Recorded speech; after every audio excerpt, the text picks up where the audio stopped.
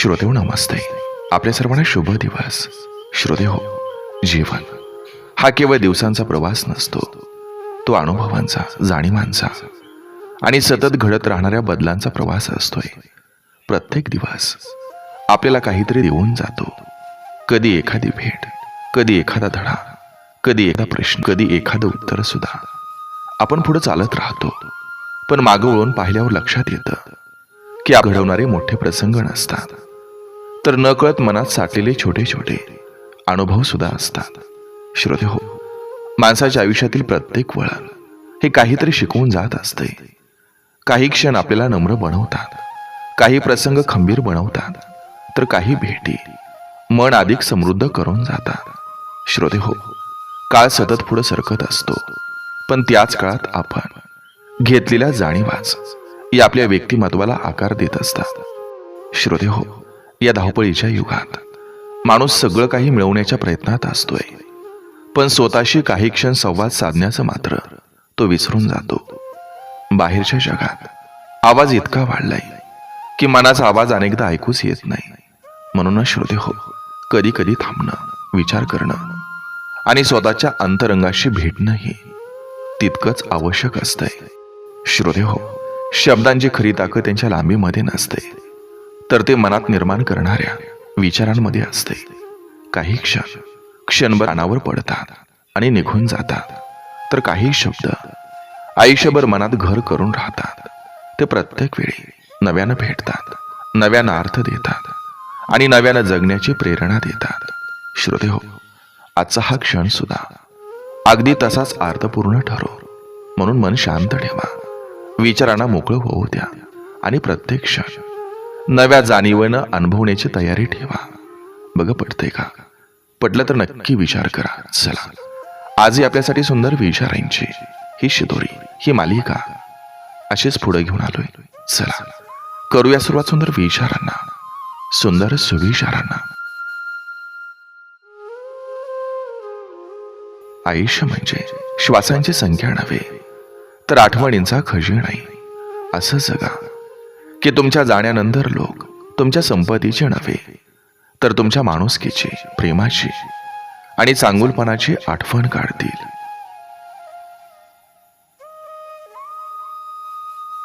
ज्याच्याकडे समाधान आहे तोच खरा श्रीमंत आहे. इच्छा वाढत गेल्या की सुख कमी होतं, पण समाधान वाढलं की साधं आयुष्यही स्वर्गासारखं वाटतं.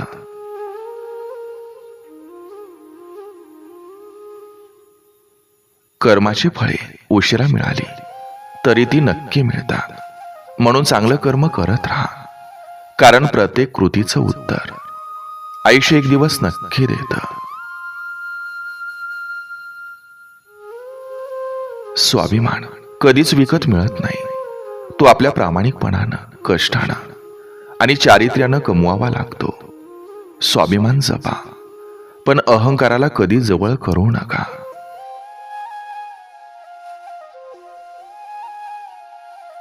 आई वडिलांच्या त्यागाची किंमत कोणत्याही संपत्तीनं चुकवता येत नाही.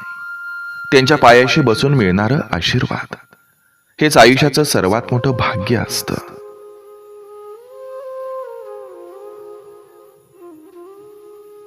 खरा मित्र तोच जो यशात टाळ्या वाजवतो आणि अपयशात खांद्यावर हात ठेवतो. मैत्री रक्ताच्या नात्यापेक्षाही अधिक घट्ट असू शकते.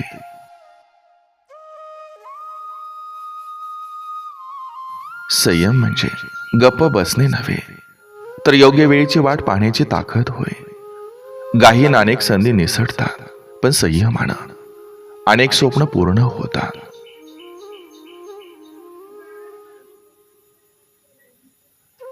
विश्वास निर्माण करायला अनेक वर्ष लागतात, पण तो तोडायला एक क्षण पुरतो.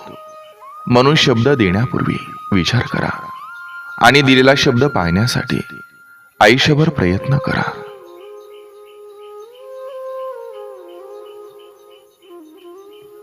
सत्याचा मार्ग कठीण असतो, पण शेवटी विजय त्याचाच होतो. खोटे काही काळ टिकतं, पण सत्य कायम उभं राहतं. वेळ प्रत्येकाला सारखाच मिळतो, पण त्याचा उपयोग प्रत्येक जण वेगळा करतो. वेळेचा आदर करणाऱ्यांना एक दिवस वेळ ही आदरानं ओळखतो. नवरा बायकोचं नातं जिंकण्याचं नसतं, ते जपण्याचं असतं. अहंकारानं संसार तोडतो, तर समजूतदारपणानं तो आयुष्यभर फुलत राहतो. मी कमी झाला की आपण अधिक मजबूत होते.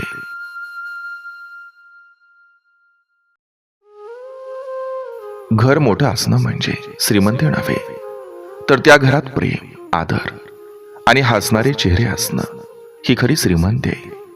भिंती घर बनवत नाहीत, माणसं घराला घरपण देतात.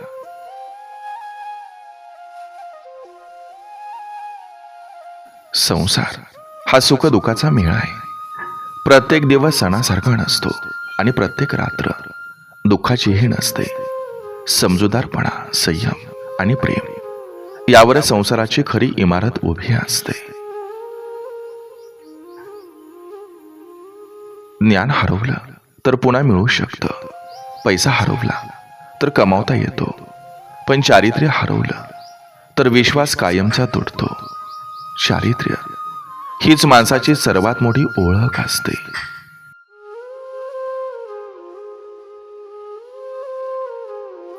स्वतःसाठी जगणारे अनेक असतात, पण दुसऱ्यासाठी जगणाऱ्यांचं जीवनच खऱ्या अर्थानं धन्य ठरतं. परमार्थ ही अशी गुंतवणूक आहे ज्याचं व्याज आयुष्यभर समाधानाच्या रूपात मिळत राहतं. शांती बाहेर शोधून कधीच मिळत नाही, ती आपल्या विचारामध्ये, संयमात आणि समाधानात दडलेली असते. ज्यानं स्वतःच्या मनावर विजय मिळवला त्यालाच खरी शांती लाभते.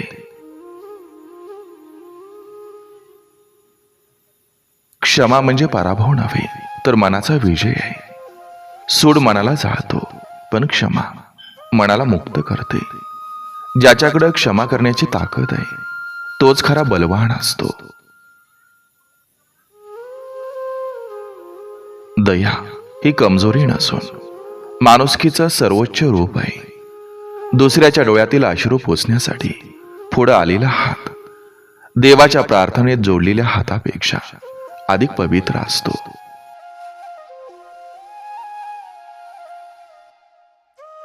निंदा करणाऱ्यांकडं वेळ असतो, तर कार्य करणाऱ्यांकडं ध्येय असतं.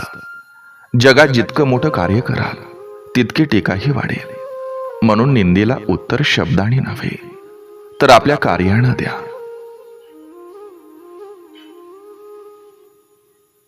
गुण कधीच आवाज करत नाही, त्यांचा सुगंध आपोआप पसरत राहतो. फुलाला स्वतःची जाहिरात करावी लागत नाही, त्याचप्रमाणे गुणी माणसालाही स्वतःला सिद्ध करण्याची गरज भासत नाही.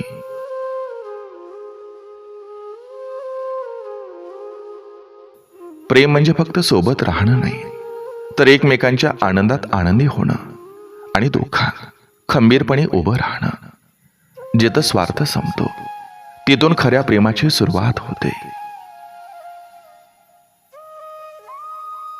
मत्सर दुसऱ्याचं नुकसान कमी आणि स्वतःचं नुकसान जास्त करतो. दुसऱ्याचं यश पाहून जळणारा माणूस स्वतःच्या यशाचा मार्ग हरवून बसतो. दुसऱ्याचा प्रकाश विझवण्यापेक्षा स्वतःचा दिवा पेटवणं अधिक शहाणपणाचं असतं. स्वभाव ही अशी संपत्ती आहे जी पैशानं विकत मिळत नाही. गोड बोलणारा प्रत्येक जण चांगला नसतो, पण चांगला माणूस नेहमीच गोड वागतो. माणसाची खरी ओळख त्याच्या शब्दांनी नव्हे, तर कठीण प्रसंगी त्याच्या वागण्यातून होते.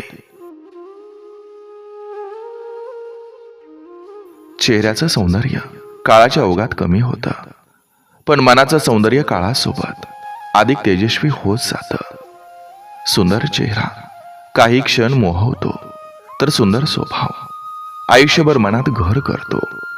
म्हणून आरशापेक्षा मन अधिक स्वच्छ ठेवा. जन्म हा आपल्या हातात नसतो, पण मृत्यूही आपल्या परवानगीनं येत नाही. पण या दोन्ही टोकांच्या प्रवासात आपण कसं जगलो, किती माणसं जोडली, किती चेहरा हसवलं आणि किती मनांना आधार दिला यावरच आयुष्याची खरी किंमत ठरते. जन्म तारीख सांगतो, मृत्यू तारीख सांगतो, पण मध्ये जगलेलं आयुष्यच आपली खरी ओळख बनवते.